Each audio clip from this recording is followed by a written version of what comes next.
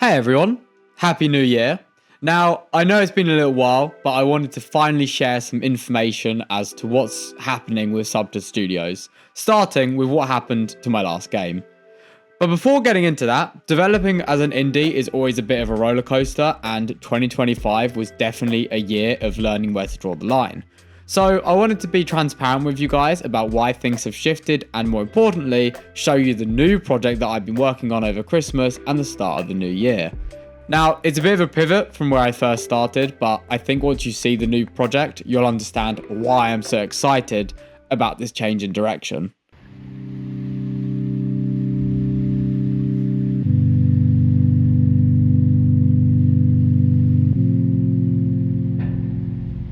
Twenty 2025 was a massive year for me as a developer, but it also taught me some pretty humbling lessons about scope.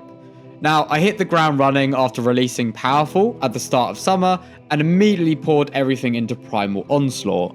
Wanting to create a roguelite RTS game, I began by building out a full prototype as well as mapping out the entire game. But as I looked at the sheer volume of what I had planned, I had to face reality. You see, the original plan was to build over 20 enemies, dozens of towers and spells, and multiple maps. But as an indie dev that's still finding my footing and going through uni and other stuff like that, my eyes were definitely bigger than my best stomach. It was becoming too bloated to ever actually finish in a reasonable amount of time, so instead of letting it burn me out, I've officially backlogged it to use as future reference and pivoted to something much tighter, more atmospheric, and ultimately more realistic scope-wise. Now, this horror project is called Blood Antlers.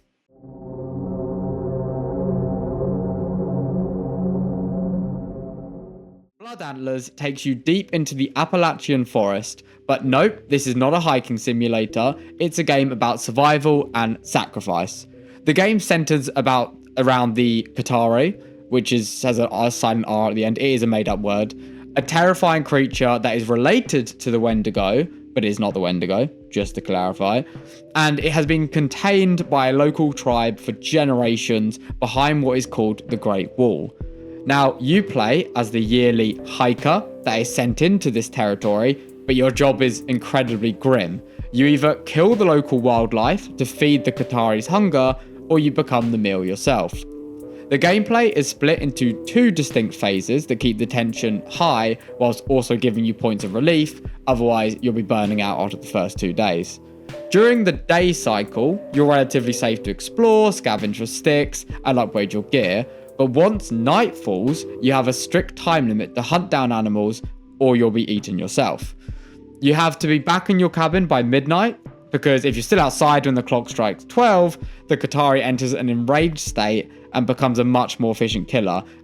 You can still survive it, it's just a case of it will gain a set amount of increase in speed, damage, and so the aim is to make it so you need to be inside by midnight.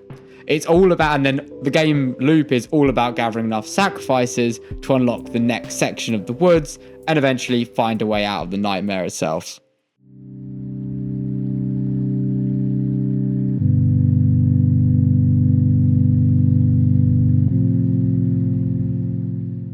In terms of actual development progress, I'm sure I'll have a video or several videos showing off the gameplay through this video. But I've managed to get the core skeleton of the game up and running, so it actually feels like a cohesive experience and something that's going to be a game. And such as the day and night cycle is fully functional.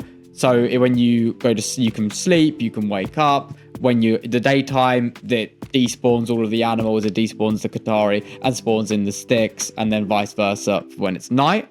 And this drives up the constant sense of urgency, as well as integrating a resource system, as well as a crafting system, so your time during the day actually feels productive and you're not just sat there doing nothing.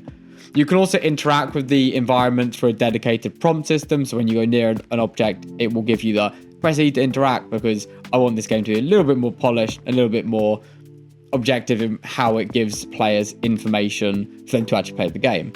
At night as well, the hunting of the boar system with the spear is implemented, as well as being hunted by the Qatari. It will have all the AI is functioning, their animations are in the game, there's audio, and all of this means you have the experience and the terrifying thrill of being hunted while doing the hunting in the level 1 environment at least. Now, it's been really satisfying to see the hunting loop and crafting loop come together, and where the transition from being the predator in the afternoon to the prey in the dark feels seamless and genuinely intense. Now, of course, being an indie project in the early stages, it's still a bit of a mess under the hood. There are plenty of bugs to squash, including a very, very painful soft lock where the game doesn't save your collected sticks. So if you leave on the first day without having collected all the sticks, you'll end up being soft locked because they won't save the ones that are still there, if that makes sense. So if I collect 3 out of 5 sticks, I need those 2 games to get the spear to be able to hunt. And obviously if you leave, then those 2 sticks that weren't collected just disappear. They don't spawn back until you've gone through the next night. So my immediate focus is currently on stability and game-breaking fixes, but once the foundation is solid, I'm going to go back to level 1 to polish all the models, get the audio properly sorted, as well as animations, as I really want to nail that Appalachian horror vibe. Now, looking further out, the plan is to add 2 more major sections to the forest, each with new animals to hunt, as well as unique perks to unlock, such as increasing speed, increasing the amount of time you have, or decreasing. It could work the other way. But to make sure the player doesn't become too overpowered, I'm going to make sure the Qatari evolves alongside the player.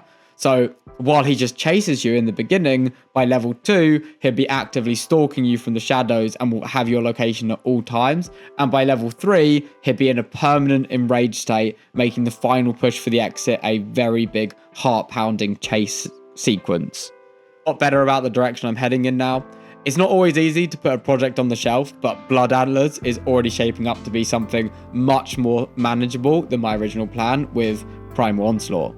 I'd love to hear what you guys think about the Qatari or the hunting mechanics in the comments. Your feedback really helps keep me motivated during these early stages of development. If you want to follow along with the development and see how the forest grows, make sure to hit that subscribe button. Thanks for watching, and I'll see you in the next devlog.